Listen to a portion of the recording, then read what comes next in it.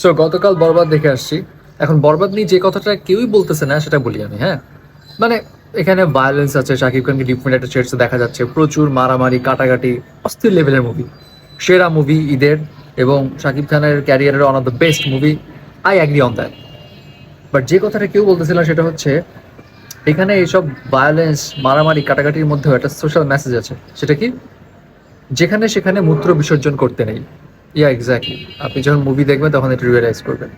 যেখানে সেখানে মূত্র বিসর্জন যে কত বড় বিপর্যয় ডেকে আনতে পারে এটা আপনি বরবাদ না দেখলে বুঝতে পারবেন না। আর হ্যাঁ, এই মুভি আপনি দেখতে যান, ফ্যামিলি নিয়ে যান, ফ্রেন্ডদের নিয়ে যান, সবাই নিয়ে যান, কিন্তু আমার মতো ফ্রেন্ড যে আছে এমন ফ্রেন্ডে নিয়ে যান না। মানে কাহিনী হইলো যে আমার বন্ধু খুব ভাইবে আছে, শাকিব খানের অ্যাকশনে অন্যরকম ফিলে গেছে, ইমোশনে একটু মন খারাপ হয়েছে, ট্র্যাজেডিতেও হালকা পাতলা ভাইব পাইছে, ঠিক আছে, গানও দেখতেছে মনোযোগ দিয়ে, স্পেশালি আইটেম সং, সবই ঠিক আছে।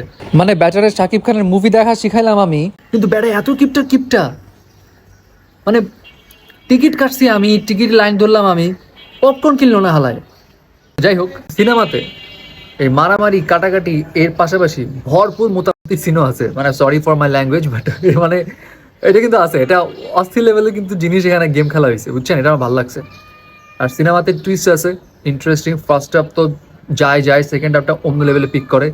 মানে পুরা পয়সা উসুল মুভি, টাইম যে কখন কোন ফাঁক দিয়ে চলে গেছে টেরই পাই নাই। আর ইন্টারভালের পর যেই অবস্থা রে ভাই, মানে আপনার প্রকৃতির ডাক বড় ছোট যাই সারা দেখ না কেন আপনি উঠতে পারবেন না। এই যে আমার এই ফ্রেন্ড, ও খিচ মাইরা যে বসে ছিল তো ছিলই, যখন মুভি শেষ তখন দৌড় ঝাইরা, ঠিক আছে।